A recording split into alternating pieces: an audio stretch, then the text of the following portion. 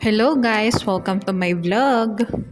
Ang video ko for today ay review ng Anmam at Enfamama A+ na parehas gatas para sa buntis at nagpapadede. Ano ang mga sustansyang taglay ng mga ito? Yung flavor ng Anmam na i-review natin ay plain, samantala ang Enfamama A+ ay vanilla. Disclaimer, this vlog is for informational purposes only. I do not endorse or promote any specific brand or product. Please consult your OBGYN or another qualified healthcare professional before consuming any products intended for pregnant or breastfeeding women. Okay, let's start. Sa energy, fat, saturated fat, trans fat, cholesterol, DHA, linolenic acid, and linoleic acid, lamang ang Enfamama. Samantalang lamang naman ang Anmam sa protein.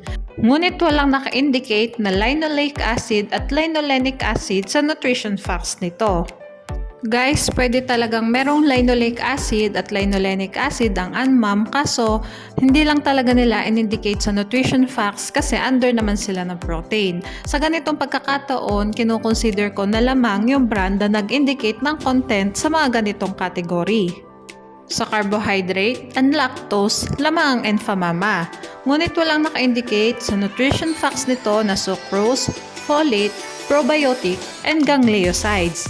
Samantalang lamang naman ang Anmam sa sucrose, dietary fiber, folate, probiotic, and gangliosides. Lamang ang Anmam sa first category. Mag-proceed naman tayo sa vitamins.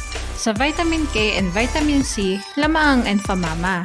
Samantalang lamang naman ang Anmam sa vitamin A, vitamin D, vitamin E, thiamine, riboflavin, and vitamin B6. Ngunit walang vitamin K na naka-indicate sa nutrition facts nito. Sa folic acid, pantothenic acid, biotin, and choline, lamang ang Enfamama. Samantalang lamang naman ang Anmum sa vitamin B12 and niacin. Ngunit wala itong folic acid, pantothenic acid, biotin, and choline. Lamang ang Enfamama sa vitamins. Mag-proceed naman tayo sa minerals. Sa selenium, sodium, potassium, and chloride, lamang ang Enfamama. Samantalang lamang naman ang Anmum sa calcium, magnesium, and iodine. Ngunit wala namang naka-indicate sa nutrition facts nito na phosphorus, sodium, potassium, and chloride. Sa manganese at copper, lamang ang Enfamama. Samantalang lamang naman ang lactum sa iron and zinc. Ngunit wala itong manganese and copper. Lamang ang Enfamama sa minerals. Sa other nutrients naman, ang Enfamama ay may phospholipid at sphingomyelin na wala ang Anmam. Lamang ang Enfamama sa other nutrients. Magtungo naman tayo sa price na parehas kong kinuha sa Lazada. Paalala guys, pwede mag-iba ang presyo ng dalawang gatas na ito depende kung sang store nyo sila titingnan. Yung Enfamama nga sa 350 grams niya, nagkakahalaga ito ng 435 pesos. Samantalang ang Anmam sa bigat na 375 grams ay nagkakahalaga ito ng 454 pesos. At ito na nga yung summary ng vlog ko today. Sa first category, lamang ang Anmam. Sa vitamins, minerals, and other nutrients, lamang naman ang Enfamama. So guys, sabi ko nga kanina, kailangan pa rin kumonsulta muna sa health professional bago uminom ng alinman sa dalawang gatas na ito. Sa personal experience ko naman, Enfamama A+ ang nireseta sa akin ng OBGYN ko noong 3rd trimester ako.